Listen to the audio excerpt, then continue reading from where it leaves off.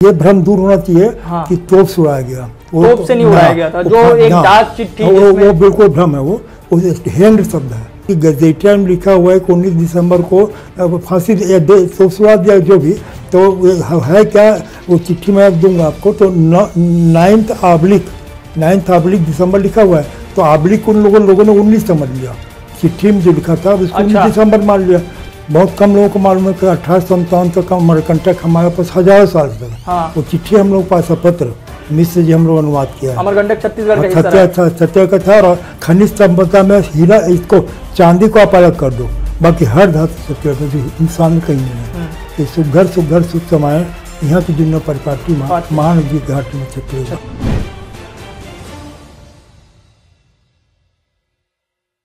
नमस्कार, जोहार।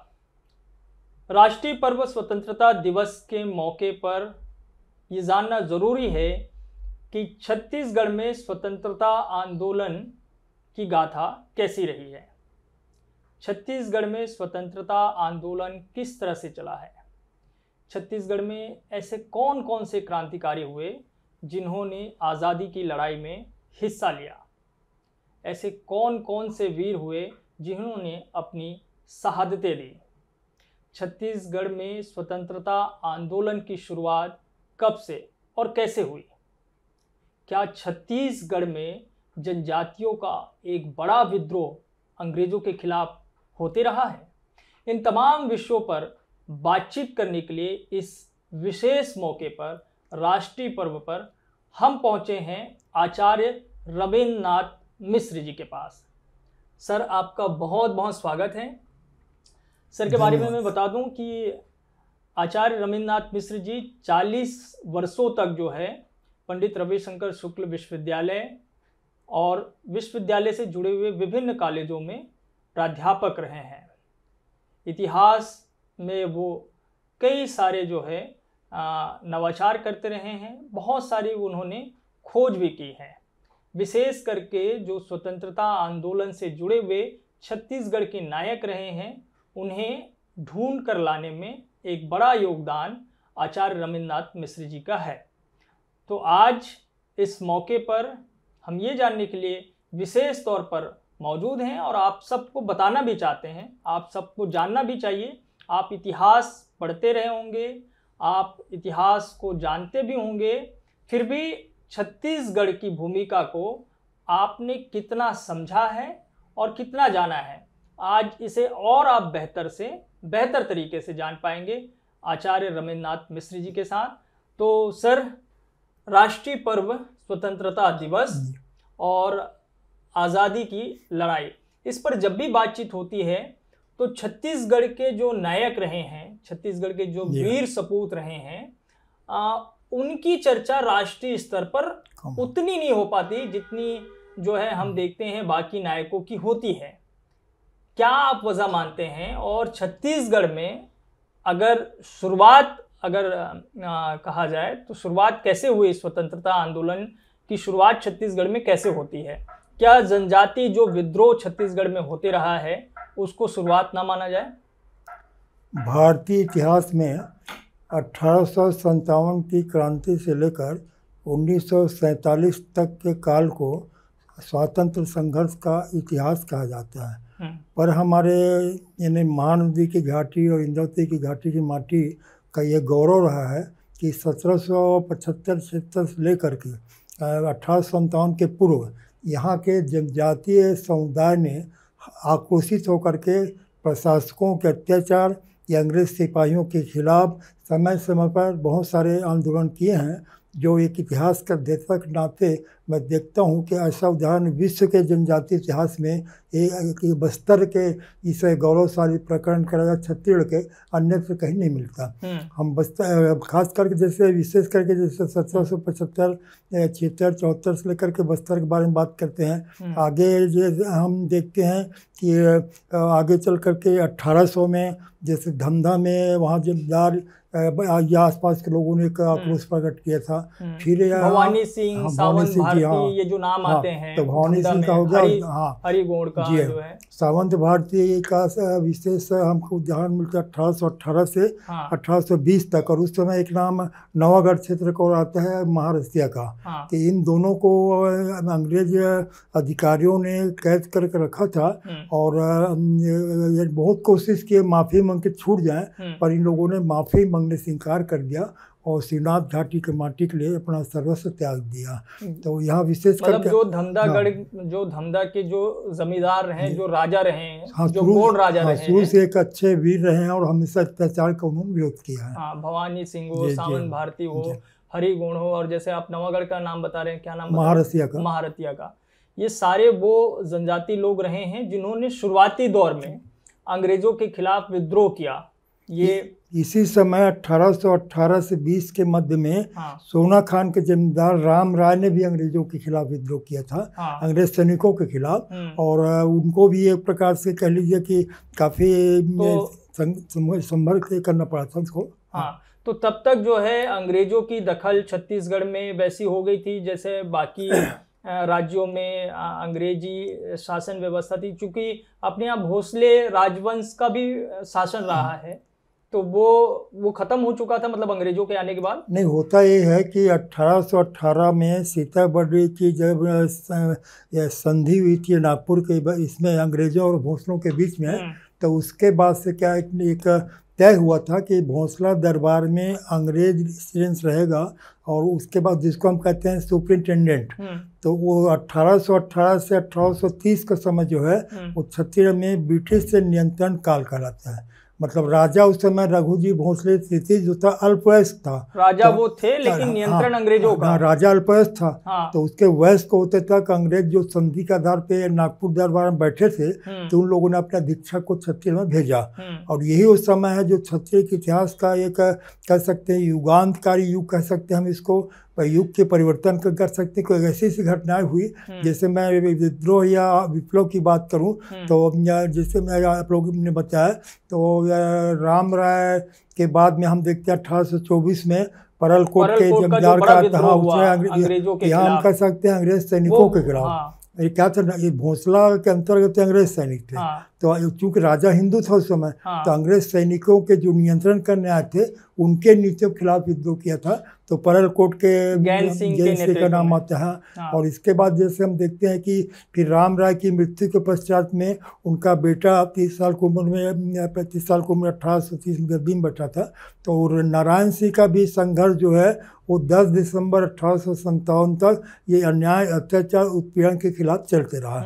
इस दरमियान में जो आज़ादी की लड़ाई का एक पूर्व भाग जो है उसमें हम देखते हैं, इसको हम विप्लव कह सकते हैं। अंग्रेजों की नीतियों, अंग्रेज सैनिकों की नीतियों के प्रति आक्रोशित याद कर सकते हैं। तो इस प्रकार से 1774-75 से 1857 तक छत्तीसगढ़ का जनजातीय विद्रोह जो है ये उसने एक प्रकार से पूरे समाज को झकझोर दिया था और लोगों में जागृति उत्पन्न कर, मतलब एक तरीके से ये देखा जाए कि जो उनकी भूमि में दखल अंदाजी जो अंग्रेजों की बढ़ती चली जा रही थी, चाहे वो धमदा के क्षेत्र में हो या फिर बस्तर के भीतर इलाके में हो, वहाँ पे जो आदिवासी जो हैं नायक है वो अपनी जो है आज़ादी को लेकर या आक्रमण को लेकर जागरूक हो चुके थे और वो संगठित होने लग गए थे और उन्होंने सीधे तौर पर मोर्चा खोल दिया था। जो गैन सिंह जी का जो आंदोलन था, परलकोट का जो विद्रोह था, उसे क्या ये माना जा सकता है कि वो आज़ादी की शुरुआती लड़ाई छत्तीसगढ़ में उसकी एक पृष्ठभूमि तैयार हो रही थी? नहीं, इसको हम ये कह सकते हैं कि चूंकि भोसला के अधीन अंग्रेज सैनिकों ने बस्तर जाते समय पखांजूर पे आक्रमण करके और इन्होंने संघर्ष किया। भोसला जो सैनिक वो उधर से लौट रहे थे नागपुर। हाँ, तो मतलब क्या है कि नागपुर इनका कब्जे में था कल ये क्षेत्र। तो संघर्ष किया अंग्रेज उन सैनिकों के खिलाफ। तो सैनिक भी मरे, कुछ ये भी, और बंद में क्या हुआ कि गैन सिंह को फांसी दी गई, गिरफ्तार करके किला के सामने, उनके महल के सामने फांसी दे दी गई थी।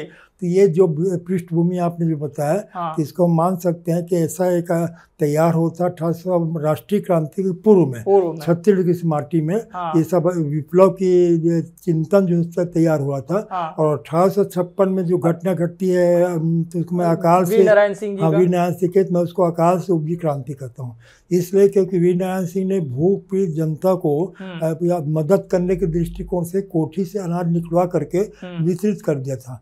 आज जमींदार को अधिकार है कि अपने भ्रष्ट जनता की सेवा के लिए व्यापारी ले सके, आज भी शासन का अधिकार है। तो उसको अंग्रेजों ने एक प्रकार से गलत आरोप लगा करके गिरफ्तार करके जेल में डाल दिया था। तो जेल में नारायण सिंह को वहाँ के सैनिकों ने, जो भारतीय से उन लोगों ने मिल करके एक प्रकार से कह लीजिए आप कि जेल से बाहर जाने में सुरंग के रास्ते से मदद की। और नारायण सिंह ने फिर 500 साथियों के साथ मिलकर के सोना खान में अंग्रेजों के खिलाफ एक संघर्ष किया था। और वो कटंगी, श्रीनारायण, खरोद, बहुत सारे वर्णन आते हैं। और इस स्थिति में था कि अंत में ये स्थिति हुई कि कुर्रूपाट के जो पहाड़ी, उस पर नारायण सिंह जब वहाँ से लड़ रहे थे, अंग्रेजों को पहले पीछे हटना पड़ा था। तो बाद में अंग्रेजों ने कूटनीति के माध्यम से बस्ती में आग लगा दी, बुजुर्गों को सताना, बच्चियों को सताना। तो उस स्थिति में चर्चा करने के लिए नारायण सिंह पहाड़ी से नीचे आए थे। तो स्मिथ और हाँ दूसरे अधिकारी उनको गिरफ्तार करके रायपुर जेल भेज दिया था। तो वो नारायण सिंह जी ने अपने आंदोलन की शुरुआत सबसे पहले सोना खान में वो व्यापारियों के खिलाफ की। हाँ, व्यापारी और अंग्रेजों के खिलाफ कर वो उस व्यापारियों को अंग्रेजों ने मतलब उससे मदद मांगी। फिर वो अंग्रेजों के खिलाफ एक सैन्य विद्रोह उन्होंने, अंग्रेज लोग शिकायत किए कि इन्होंने हमारे गोदाम को लूट लिया। तो उसे अंग्रेजों को मौका मिल गया, तलाश में थे मौका। तो ये 1856 में ही मतलब 56 की घटना है, 56 की घटना है जब अंग्रेजों के खिलाफ विद्रोह की शुरुआत, मतलब एक तरीके से नारायण सिंह ने युद्ध की घोषणा कर दिया। मैं उनको क्रांतिवीर कहता हूँ। और उसके बाद में फिर क्या हुआ कि अंग्रेजों ने मुकदमा का नाटक किया और 10 दिसंबर 1857 को जेल के समक्ष प्रभुलाल मिश्रा हम लोग किया। आपने अध्ययन किया होगा सर, तब तक क्या मतलब राष्ट्रीय स्तर पर अंग्रेजों के खिलाफ इस तरह का कोई विद्रोह कहीं पे हो रहा होगा, कोई चिंगारी सुलग रही थी, ऐसी कोई जानकारी भी मिलती है क्या? विप्लव की चिंगारी तो उस समय देश के कई भागों में सुलग रही थी। जैसे हम देखते हैं नागपुर है, सतारा है, संबलपुर है, अवध है, अवध के क्षेत्र है। पर एक प्रकार से प्रस्फुटित हुई या वो ज्वाला के रूप में, तो 10 मई की घटना, 10 मई का मानते हैं, या मंगल पांडे सेना को विद्रोह वगैरह करके उस घटना को लेकर के शुरुआत या धधकती ज्वाला कह सकते हैं हम। और ज्वाला की चिंगारी फिर 70 में ही पड़ी थी। इस प्रकार से अंग्रेजों की नीतियों के खिलाफ एक आक्रोश पूरे देश में था और इसको एक विप्लव के रूप में हम सामने देखते हैं। और यहाँ पर क्या है, 1820 और 30 का जो समय है उसको मैं छत्तीसगढ़ के इतिहास का महत्वपूर्ण इसलिए मानता हूँ क्योंकि गुरु घासीदास जो हुए उस समय, गुरु घासीदास जी का कार्यकाल यही था 12 साल का, जिस समय अपने मत का उन्होंने प्रचार किया था और सामाजिक समरसता, मानवतावाद, मनखे मन के है, इस सब भावना को लेकर छत्तीसगढ़ के लोगों को जागृत किया था। इसी समय एक तरफ जो है क्रांतिकारियों का आंदोलन चल रहा था, दूसरा एक सामाजिक चेतना से जो है लोगों को एकजुट करना, जोड़ के रखना अपने देश, अपने प्रदेश, अपनी मिट्टी के प्रति, वो एक सामाजिक चेतना का आंदोलन गुरु घासीदास जी बाबा के कर चुके थे। और दूसरी तरफ नारायण सिंह जो है क्रांतिकारी जो है आंदोलन को आगे बढ़ा रहे थे। नारायण सिंह जी को जब फांसी दी गई उसको लेकर के भी बहुत सारे जो है मत विभिन्नता है, मतलब वो जयसम चौक है या फिर वो सेंट्रल जेल रायपुर है या कहीं कोई और जगह है। ये इसमें इतनी सारी विभिन्नताएं क्यों हैं सर, और किसको इसमें सही मानना उचित होगा कि उनको शहादत वास्तविक में कहाँ पे दी गई थी? इसके पूर्व मैं क्या चर्चा और करूँगा कि शिमगा में खंडेराव कवि थे। अच्छा। जिन्होंने राधा विनोद काव्य लिखा है, उसमें उन्होंने अपनी काव्य के माध्यम से अंग्रेजों के खिलाफ जनता को विप्लव के लिए तैयार किया था। शिमगा के रहने वाले थे वो, शिमगा के खंडेराव, राधा विनोद खंडेराव करके, खंडेराव महाराष्ट्रियन थे और शिमगा महाराष्ट्रियन कब्जे में था उस समय। वो भी एक गढ़ रहा है छत्तीसगढ़ों में से। हाँ, तो यहाँ एक गढ़ रहा है। तो वो भी जागृत, मतलब साहित्यकार, समाज के, धर्म के चिंतक के समय जागृत इस अवधि में। अब यहाँ पर जो आपने किया तो नारायण सिंह, क्रांतिवीर नारायण सिंह को सर्वप्रथम हमने अन्वेषित करके 19 दिसंबर 1975 को रविशंकर विश्वविद्यालय में बलिदान दिवस मनाया। और और उस समय कुलपति कौशल प्रसाद चौबे जी, हमारे इतिहासकार भाई हरि ठाकुर जी और साहित्यकार इतिहासकार बहुत से लोग आए थे। और उसको हमने जब माध्यम प्रचार के सामने आया तब लोगों को एक प्रकार से उनके बारे में विस्तृत जानकारी मिली। और इसके पहले हरि भैया जी ने अपने क्षत्रिय रत्न में एक लेख जो 36 रत्नों को लिखा था वो लिखित किया था। यहाँ पर हमने 19 तारीख का जो शुरू किया था उसमें एक गलती हुई थी कि गजेटियर में लिखा हुआ है कि 19 दिसंबर को फांसी तो सुना दिया जो भी, तो है क्या वो चिट्ठी मैं दूंगा आपको। तो 9 ऑब्लिक दिसंबर लिखा हुआ है, तो ऑब्लिक उन लोगों ने 19 समझ लिया चिट्ठी में जो लिखा था और उसको 19 दिसंबर मान लिया। तो उसको भी हमने जब हमको 9 दिसंबर 57 की चिट्ठी मिल गई तो हमने सामने ला दिया कि उस कल सुबह फांसी दे देगा है। और वो उस लेटर के आधार पर 10 दिसंबर को हमने मनाना प्रारंभ करवाया। तो 9 दिसंबर को वो चिट्ठी जिसमें ये उल्लेख है कि इनको फांसी की सजा दी गई, कल सुबह फांसी दी जा रही है। तो 10 तारीख को दिया गया उनको, मतलब 10 को दिया होगा, दिया गया। हाँ। और लोगों ने उसको जो है 19 पहले गलतफहमी में बाद में जब हमने वो लेटर प्रस्तुत किया तो भ्रम दूर हो गया। हाँ। और इसके बाद में क्या था रहा सवाल। तो एक चीज ये भी बताते हैं कि जैसे मतलब कुछ लोग जो है 19 दिसंबर को उनकी जयंती भी मनाते हैं, तो ऐसा है क्या? नहीं, जयंती नहीं है, वो बलिदान दिवस है। बलिदान दिवस है। क्योंकि शुरुआत तो हम ही ने किया था। हाँ। तो लोगों को भ्रम को हमने दूर भी किया पत्र के माध्यम से, है ना। उसके बाद में क्या विशेष करके हम ये पाते हैं कि ये जो स्थान के बारे में तो प्रभुलाल मिश्रा जी हम लोगों ने 1854 से 1858 तक के 140 चिट्ठियों का अंग्रेजों का अनुवाद किया। तो उसमें वो सब चिट्ठियाँ 57 क्रांति की अधिकांश था।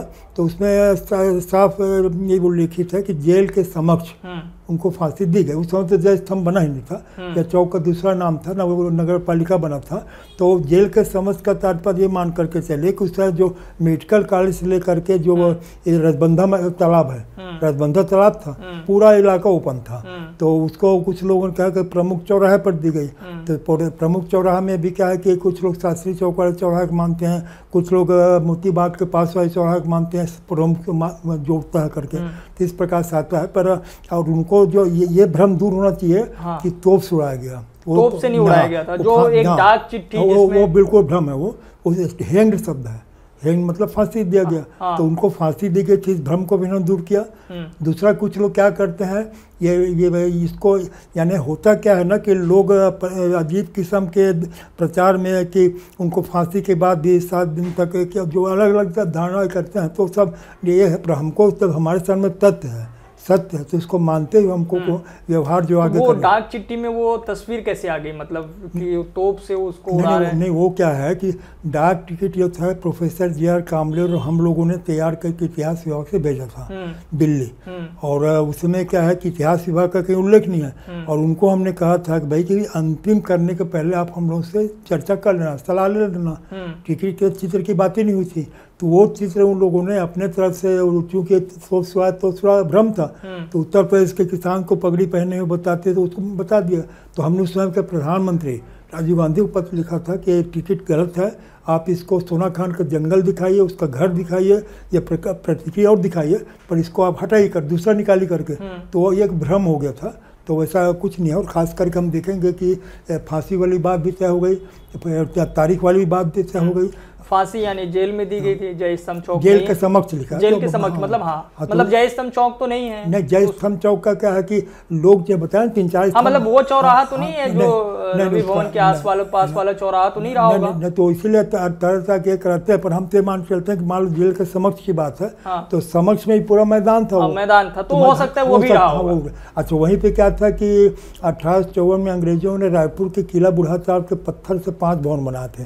तो उन 5 भवनों में से एक भवन रेलवे पुलिस का ऑफिस था जय स्तंभ चौक में। अच्छा, ये भी संभव है कि उनको वहाँ का हो सकता है, मतलब लोगों को एक डराने के लिए या बताने के लिए उनको ला कर रखा गया और फांसी सामने इस प्रकार से। तो इस तरीके से उसका कोई मतलब एकदम प्रमाणित साक्ष्य ऐसा नहीं मिलता कि यही स्थान है। वो चाहते तो उस समय जैसे मान लो कोतवाली चौक की बात होती है, तो कोतवाली चौक तो 1818 में कोतवाली बन गया था, तो लिखा रहता कोतवाली के सामने दिया गया, तो उल्लेख नहीं। मतलब अब ये सब ये करके तो हम तो मान के चले कि जेल समझ पूरा मैदान था। तो ये तो बात क्लियर है कि उनको फांसी दी गई, उसको तोप से उड़ाने वाली बात वो है, वो कहीं नहीं है। दूसरा जो एक आता है विद्रोह, वो हनुमान सिंह जी का सैनिक विद्रोह, और उसमें ये बताया जाता है कि 17 लोग को एक साथ मार दिया गया था। जब नारायण सिंह को सार्वजनिक रूप से सेना और जनता के सामने फांसी दी गई थी तो उस समय कुछ सैनिकों ने संकल्प किया कि हम इसका बदला लेंगे, और उसमें वीर हनुमान सिंह जो थे राजपूत, तो फौजी छावनी उस समय आज का पुलिस ग्राउंड था, तो फौजी छावनी में 18 जनवरी को शाम को इन लोगों ने विद्रोह किया सैनिकों ने, और 6 घंटे तक चला। बाद में अंग्रेजों ने घेर के उसको दबाया, तो हनुमान सिंह को तो गिरफ्तार करने में अंग्रेज असफल रहे, पर उनके 17 साथी जो है उनको गिरफ्तार करके 4 दिन तक मुकदमा का नाटक करके 22 जनवरी 1858 को उनको फांसी दे दी गई।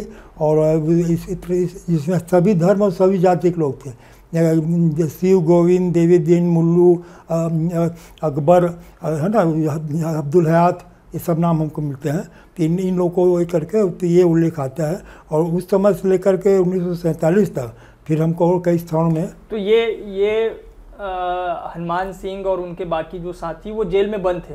नहीं, हनुमान सिंह को तो गिरफ्तार नहीं कर पाए थे। पर बाकी को जेल में रखे 4 दिन में रखे थे। 4 दिन बाद तो ये वीरनारायण सिंह जी की शहादत से उद्वेलित हो गए। तो ये रायपुर के सारे रहने वाले थे? नहीं, ये सब बाहर से आए हुए सैनिक थे, यानी एक सैनिक जो थे भारतीय अंग्रेजों की सेना में थे, पर भारतीय सैनिक थे, भारतीय सैनिक थे, और इन्होंने विद्रोह कर दिया अंग्रेजों के खिलाफ।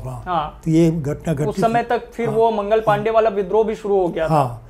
सैनिक विद्रोह वहाँ पे हुआ, वैसे ही विद्रोह फिर छत्तीसगढ़ में। मैं कहता हूँ कि वहाँ मेरठ के जो क्रांति की ज्वाला थी, उसकी चिंगारी जबलपुर होते हुए महाकौशल होते छत्तीसगढ़ में पड़ी और धधक उठी है ना, सोना खान से ऐसा करके जी। और तो वो 17 लोगों को वहाँ पे जो पुलिस परेड ग्राउंड है जो आज, वहाँ गिरफ्तार किए और फांसी जेल के सामने दिए, जहाँ नारायण सिंह दिए थे। अच्छा, फांसी दिए सबको? हाँ, सबको। गोली से किसी को नहीं मारा गया? 17 लोग पूरे फांसी दी, फांसी दिया गया।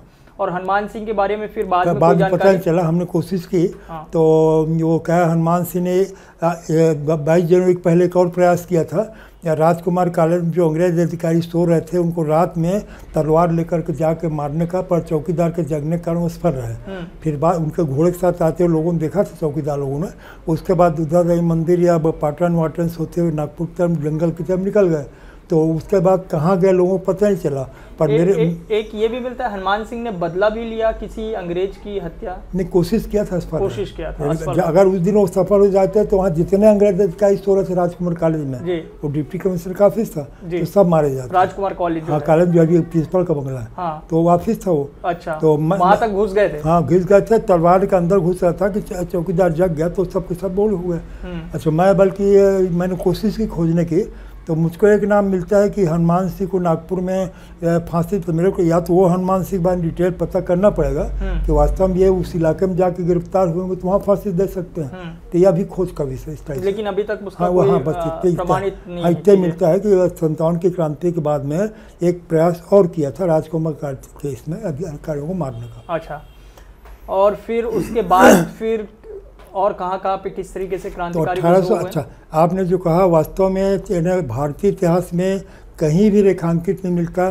सोना खान, छत्तीसगढ़, जब कितने सारे लोग 1857 की क्रांति में, बारे में हो या हनुमान सिंह जी के बारे में हो या परलकोट का विद्रोह हो, 1857 क्रांति में 18 लोग शहीद हुए थे नारायण सिंह मिला के। तो कहने का मतलब ये है कि फिर उसके बाद में कुछ दिन तक तो ये क्रांति की ज्वाला में एक प्रकार दबी नहीं कर सकते हैं। और इसके बाद में फिर विशेष करके मैं एक पक्ष 2 पक्ष चर्चा करूंगा। तो जैसे आक्रोश है क्रांति की, तो जनजातीय क्रांति की दृष्टि से बस्तर में 1875, 76, 58 19वीं शताब्दी में कई आक्रोश हुए।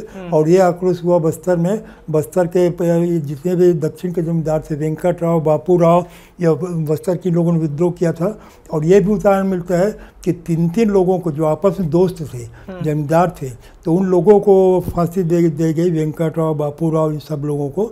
और हालांकि उन लोगों का आंदोलन अंग्रेजों के सैनिकों के खिलाफ था, निज़ाम के खिलाफ था, निज़ाम ने ठेका दिया था, ठेकेदारों के खिलाफ था।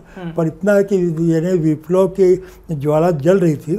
और इसके बाद में बस्तर की जो धधकती ज्वाला थी वो यानी 1910 में जो भूमकाल होता है, और भूमकाल में इतना ज़बरदस्त सामने आया, इसको हम कह सकते हैं कि विद्रोह का जो बस्तर का आदिवासी, उसमें गुंडा दौड़ इनका नाम मिलता है। और गुंडाधुर पे हमने रिसर्च भी कराया, तो गुंडाधुर ने काफ़ी संघर्ष किया, अंग्रेज़ों को परेशान किया और बहुत नुकसान भी पहुंचा। पर गुंडाधुर के साथ हजारों सैकड़ों उनके साथी फांसी में चढ़ा दिए गए, गोली से मार दिए गए, इस प्रकार बहुत सारे उल्लेख मिलते हैं। पर गुंडाधुर को भी अंग्रेज जो है गिरफ्तार करने में असफल रहे। और वो धुरवा जनजाति का विद्रोह। हाँ, तो गुंडाधुर नाम बोलते हैं उनका, कालिंदर सिंह थे। और रानी स्वर्ण कौर देवी थी जो राजमाता थी। और आश्चर्य मानोगे आप कि ये उस समय के बहुत से कैदी रायपुर जेल में थे, बहुत से नागपुर जेल में थे, और जेल में इन लोगों की मृत्यु हुई कुछ लोगों की। तो राजमाता स्वर्ण कौर देवी का भी नाम लोग नहीं ले करते। तो बस्तर के जब हमने रिसर्च करवाया इन सब विद्रोहों पे, तो बस्तर के आदिवासी विद्रोह पे भूमिकाल पे काफ़ी सामग्री मिली और लोगों के सामने आया कि वास्तव में बस्तर अंचल विश्व का जनजाति गौरव का महत्वपूर्ण स्थान है। तो वो इसके बाद लेकिन वो उस तरीके से इतिहासकार लोग रेखांकित नहीं किए उसको, रेखांकित नहीं किया। स्वतंत्रता आंदोलन में जो बस्तर की मुख्य रूप से भूमिका रही है। और 1920-21 में जब सत्ता परिवर्तन हुआ, प्रफुल्ल कुमारी देवी जब गद्दी में बैठी, उस समय भी एक कोशिश हुई थी। और बाद में फिर अंतिम विद्रोह के रूप में हमको राजा प्रवीरचंद महाराज प्रवीरचंद भंदेव के हत्याकांड से मिलता है, वो आज़ादी के बाद का है ना।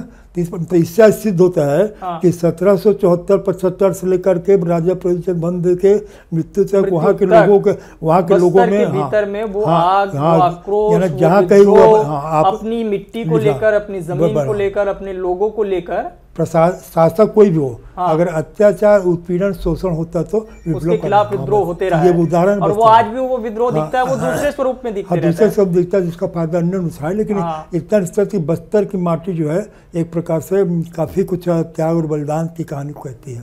इसी प्रकार सरगुजा का मिलता है, सरगुजा में भी बहुत सारे कुछ नाम क्रांतिकारियों के आते हैं। जसपुर में आता है, वहाँ का राजकुमार, 2 राजकुमार भी चला गया था काला पानी में, एक को फांसी दे अंग्रेजों ने। तो इन सब के नाम से जब मैं नामकरण समय महाविद्यालय का नाम हमने रखा है इन शहीदों के नाम से। इस प्रकार से हम देखते हैं पूरा छत्तीसगढ़ जसपुर से जगदलपुर और रायगढ़ डूंगर बीच में काफ़ी जागरूक हो चुका था। और इतना निश्चित है कि जब हमने PhD करवाया, विज्ञान से पे किताब प्रकाशित किया और MP गवर्नमेंट छत्तीसगढ़ प्रस्ताव लोगों को उनके योगदान का व्यापक जानकारी जो है, और पत्र भी हमने सामने रख दिया जिसमें गिरफ्तारी का है, फांसी का है।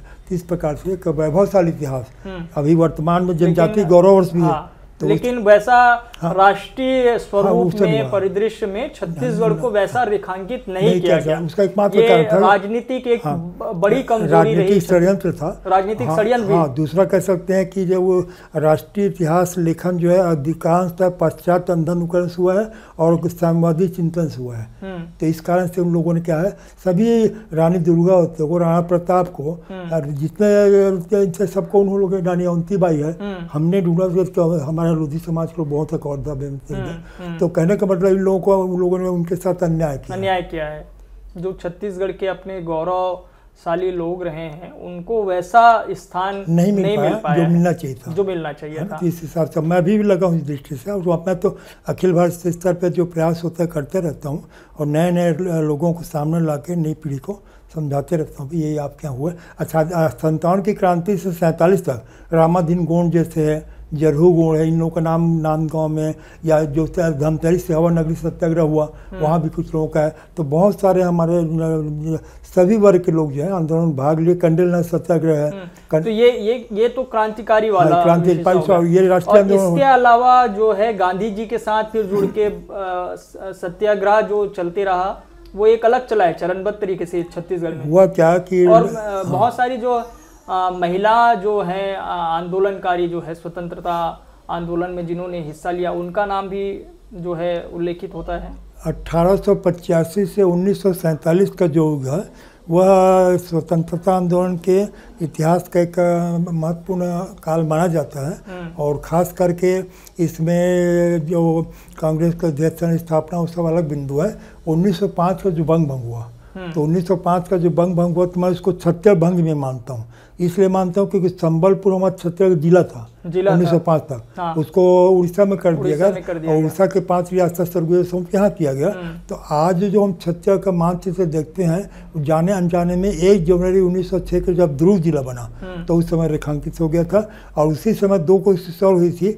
निजाम ने 99 साल के पट्टम जब आज़ादी के पहले ले लिया था बस्तर राज्य से, और जसपुर वाला जो था झारखंड में जा रहा था। तो इतना निश्चित है कि वैचारिक मदद जो भी हो, लेकिन ऐतिहासिक सत्य है कि पंडित रविशंकर शुक्ल ने, वल्लभ भाई पटेल ने, डीपी मिश्रा ने, सुंदर त्रिपाठी, इन लोगों ने एक प्रकार से वहाँ पे इस चीज़ को रोका। और छत्तीसगढ़ का ये भी एक महत्वपूर्ण स्थान है कि 564 के लगभग रियासतों में, यहाँ के जो 14 रियासतें थी, तो सबसे पहले हस्ताक्षर करने वालों में यहीं के राजनांदगांव, खैरागढ़, खदान सब यहाँ पर थे। तो और लगभग 36 जमींदारियाँ थी। तो ये भूभाग, मैं हमेशा कहता हूँ कि उत्तर दक्षिण पूरब पश्चिम भारत को जोड़ने वाली महत्वपूर्ण कड़ी है सांस्कृतिक एकता की, जागृति की, सामाजिक राजनीतिक हर दृष्टि से।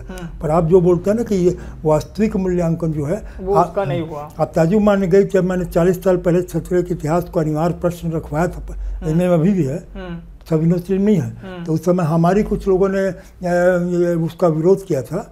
और दूसरी चीज़ है कि मैंने पाठ्यक्रम में चंद्रशेखर आज़ाद, भगत, नेताजी सुभाष चंद्र बोस, रानी दुर्गावती, राणा प्रताप, इन लोगों को रखवाया था। उसको मेरे बाद आने वाले एक उसने उसको हटा दिया और एक शब्द किसी ने कुछ नहीं कहा। तो मतलब छत्तीसगढ़ के इतिहास के बारे में, स्वतंत्रता आंदोलन के बारे में पढ़ाई लिखाई वैसे नहीं हुई जैसे होनी चाहिए। हालांकि हमने बहुत किया, हमने कॉलेजों में होना चाहिए जैसा, मतलब उस समय अब तो ठीक है कि जागृति आई या राज बना, उसके बाद थोड़ी सी जो है, लेकिन जिस समय जिस कालखंड में इसको पढ़ाया जाना था उस समय, उस समय मध्य प्रांत बरार के समय छत्तीसगढ़ को प्रकार से, अब जैसे अमरकंटक है, बहुत कम लोगों को मालूम है कि 1857 तक अमरकंटक हमारे पास हजारों साल से था। वो चिट्ठी हम लोग पास पत्र मिश्र जी हम लोग अनुवाद किया है। अमरकंटक छत्तीसगढ़ का था। और अंग्रेजों ने क्या किया, रीवा के राजन 57 की क्रांति में उनको मदद किया था। उसके एवज में पेंड्रा जमींदार से लेकर पुरस्कार मिलते दिए उसको।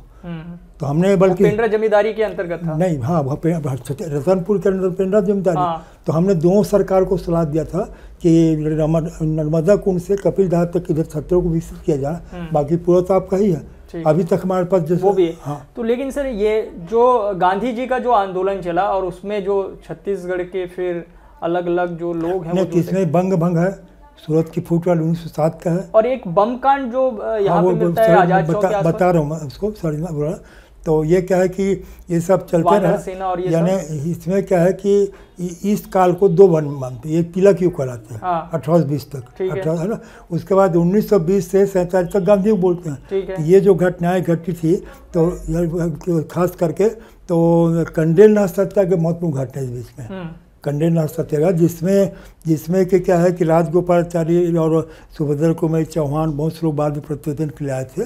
तो वो कंडेल नाथ सत्याग्रह को ने देश में गांधी जी का ध्यान आकृष्ट किया, और उसी के कारण गांधी जी 20 दिसंबर 20 को रायपुर आए थे, फिर दोबारा वो नवंबर में आए थे 1933 में। तो कंडेल नाथ सत्याग्रह के वो ऐसा मूल्यांकन नहीं हो पाया। हालांकि PhD हमने कराया जैसा मुझसे, पर वैसा नहीं हो पाया जैसा होना चाहिए। तो इस प्रकार से हम देखते हैं कि अभी भी छत्तीसगढ़ के इतिहास के बहुत सारे तथ्य को उजागर करना है, जितना उजागर होगा इसको आगे बढ़ाना है। और ये वो जो बम कांड वाला था, आप जो वानर सेना की बात किए, तो वानर सेना एक बनाया गया था, बलीराम आजाद जो थे आजाद चौक में, तो वो एक बना था जिससे छोटे छोटे बच्चे 12 से 15 साल के बीच के पॉम्पलेट बांटना। ये वो क्या करते थे, जैसे सदर बाजार, ब्राह्मणपाड़ा, शक्ति बाजार या परवानी बस्ती गली पत्थर मारते थे अंग्रेजों को, अधिकारियों को, कर्मचारियों को, छोटे बच्चे। हाँ, और वो गली में घुस जाते थे। तो भूल भुलैया है सब गलियाँ। और इसके अलावा क्या है कि इनका उपयोग करते थे सेनाई लोग एक दूसरे यहाँ चिट्ठी पहुँचाने के लिए, खबर पहुँचाए, पेपर पर। ये काम करने वाले जो थे वानर सेना थे।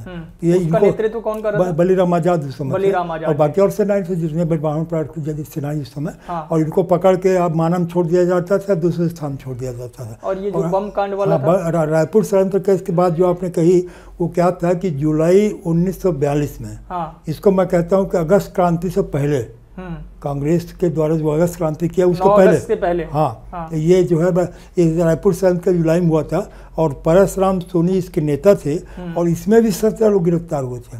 57 की तरह 17 लोग गिरफ्तार हुए थे। सुधीर मुखर्जी, देवीकांत झा, मंगल मिस्त्री और सूरबंधु, 2 भाई थे डॉक्टर सूरबंधु थीटे महासोम के, 3 लोगों की गिरफ्तारी हुई थी। इन लोगों को जेल भी हुई थी और 3-3 साल, 2 साल, 1.5 साल जो भी, तो कुंजाई चौबे या दीगर स्थिति में सब करके। तो ये रायपुर षड्यंत्र केस जो है, इसको मैं कहता हूँ कि रायपुर में सशस्त्र क्रांति की चेष्टा। और परशुराम सोनी जी से मेरा व्यक्तिगत संबंध था, हमारे अगला मिस्टर था, तो हमने उनका अगला किया था कि आप एक जीवन परिचय घटनाओं के बारे में लिखिए। तो एक लिखा था उन्होंने, वो रचना छप गई है अपनी परिवार के देर जैसा भी।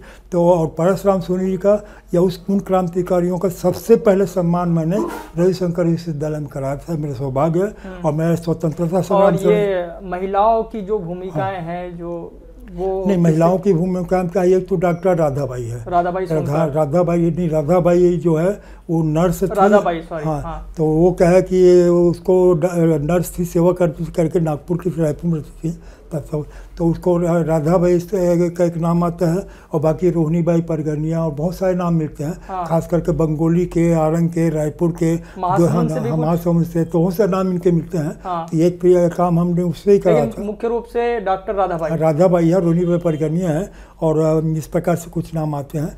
रोहिणीबाई को इसमें है इसका राधाबाई का, तो ये इन लोगों की एक अलग थी।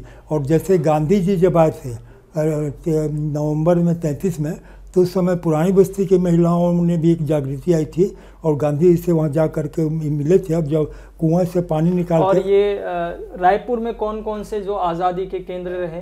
रायपुर में आज़ादी के केंद्र में सबसे महत्वपूर्ण तो हम कह सकते हैं कि एक तो आनंद समाज लाइब्रेरी है ना, हाँ, वहाँ बैठ के होती, हाँ, वहाँ बैठ कर चिंतन मनन होता था।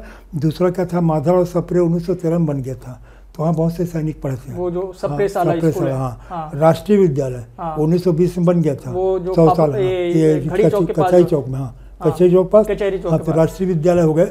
और इसके अलावा क्या था कि कैसे दरवाजा बाद में बना है, नहीं कैसे आसपास रवि भवन, वहाँ मैदान था, अच्छा, जय संघ बाजू में, तो वहाँ पे लोग इकट्ठा होते थे, टाउन हॉल में इकट्ठा होते थे।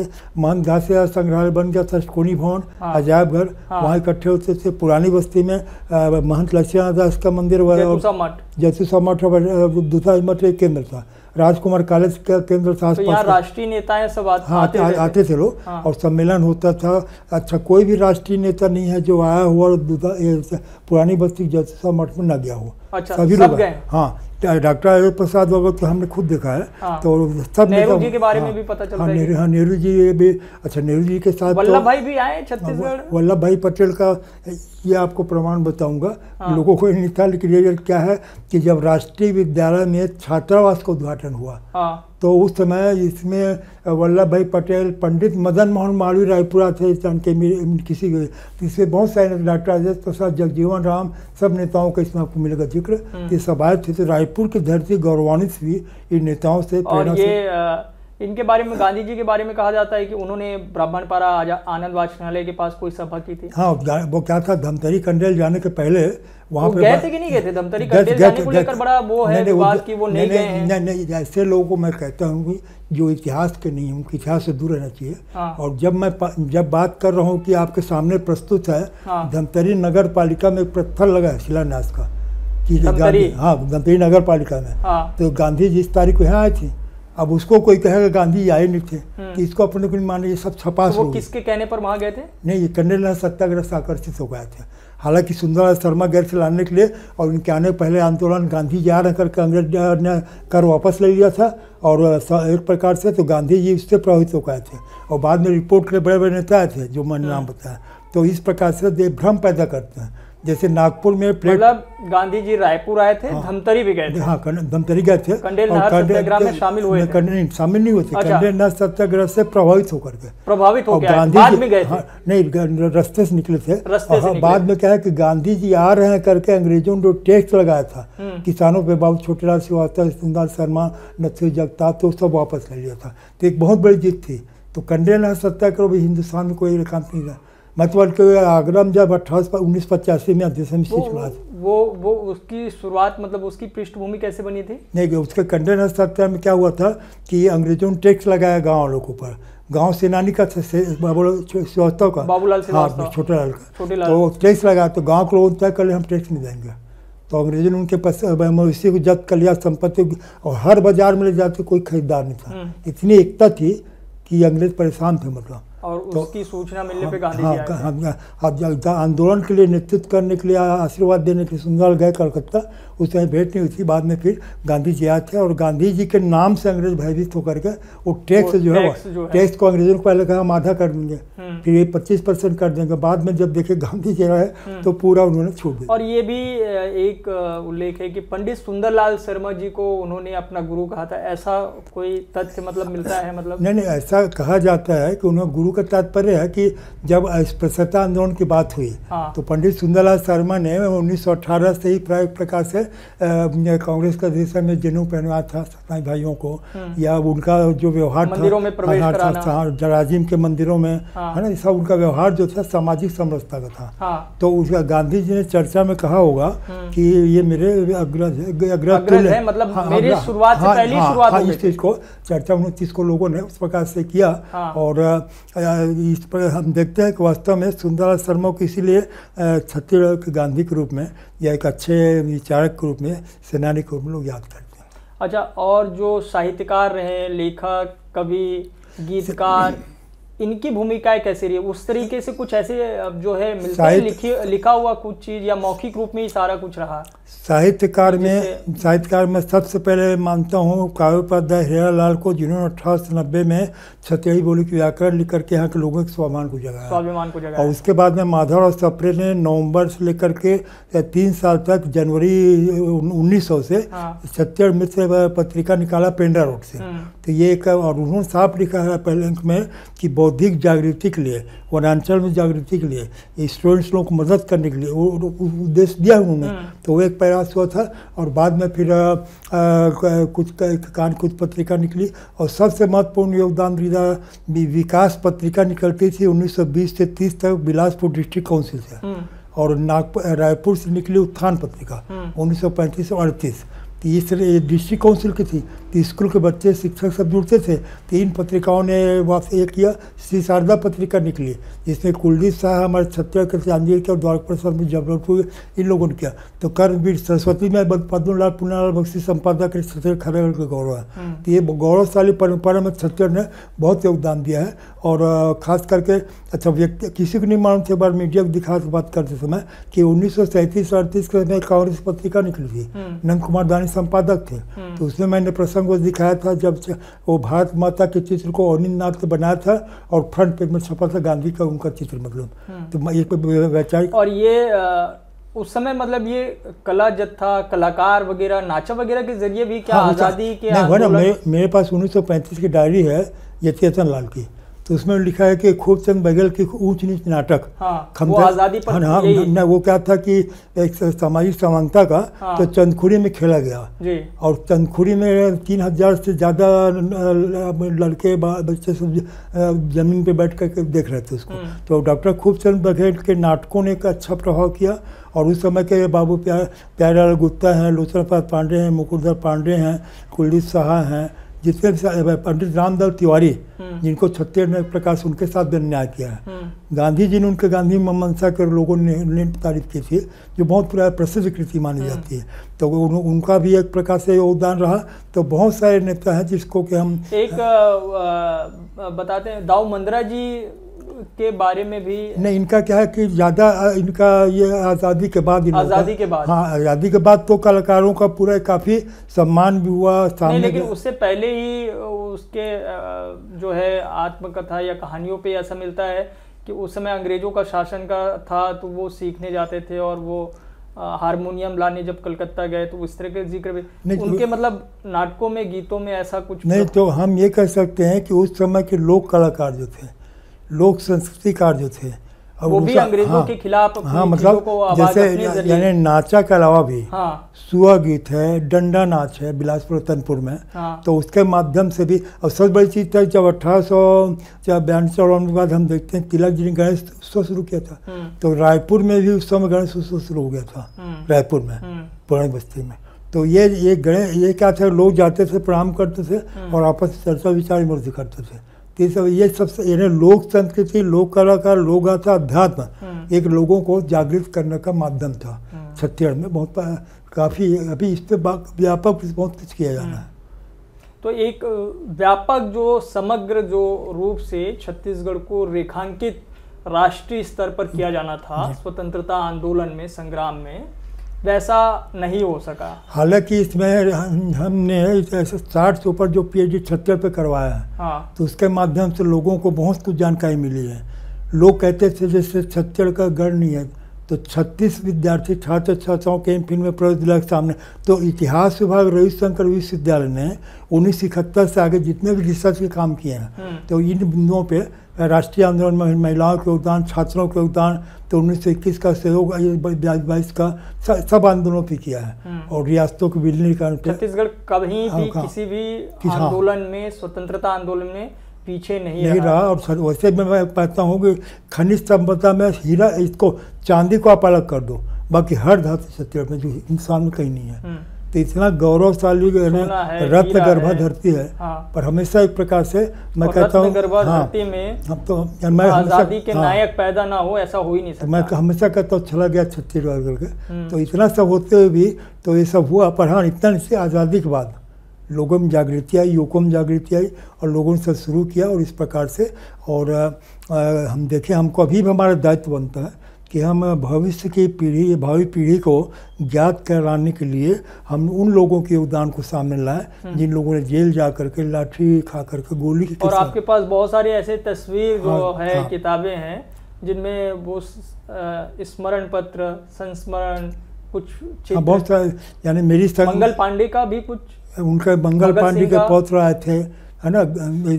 और भगत सिंह के भाई, एक बार हम लोगों ने सब क्रांतिकारियों ने काम करवाया था अपने सहयोग अवस्थी जी, हम लोग मिलकर। तो उस समय पंडित परमानंद जी आए थे, तो 23 साल अंग्रेज जेल में थे। मनमथ नाथ गुप्ता थे, काकोरी कांड में 14 साल का फांसी नहीं हुई थी उनको, भगत इन लोगों के सब है चित्र इनका। तो इस प्रकार से काफ़ी अच्छा गौरवशाली प्रसंग रहा। और इतना मान करके चले कि हमारे यहाँ जो एक बौद्धिक जागृति हुई थी वो अभी बरकरार है, और सब रिसर्च के माध्यम और एक चूँकि अब बातचीत काफ़ी लंबी हो गई है, बहुत सारा अंश अभी भी बाकी जिस पर बातचीत होनी चाहिए थी। लेकिन एक सुखदेव जी के जो साथी रहे, भगत सिंह जी के, वो दुर्ग में जिसकी जानकारी, अंडा गांव में वहाँ थे, उनकी जानकारी मिलती है। विश्वनाथ वैशंपायन की जानकारी मिलती है जो रायपुर धमतेम रहे। हाँ। तो सब यहाँ यानी क्रांतिकारी लोगों का भी यह न केवल प्रेरणा स्थल था, ये आशा हम नहीं कह सकते। हाँ। उनके लिए भी अपना घर के समान था। और छत्तीसगढ़ के लोगों ने पूरा अतिथि देवो भव की भावना से इन लोगों को सहयोग दिया था।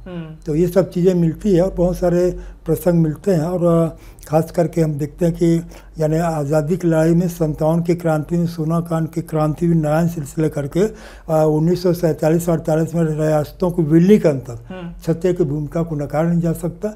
और काफ़ी गौरवशाली इतिहास है जिसको सामने लाना जरूरी है।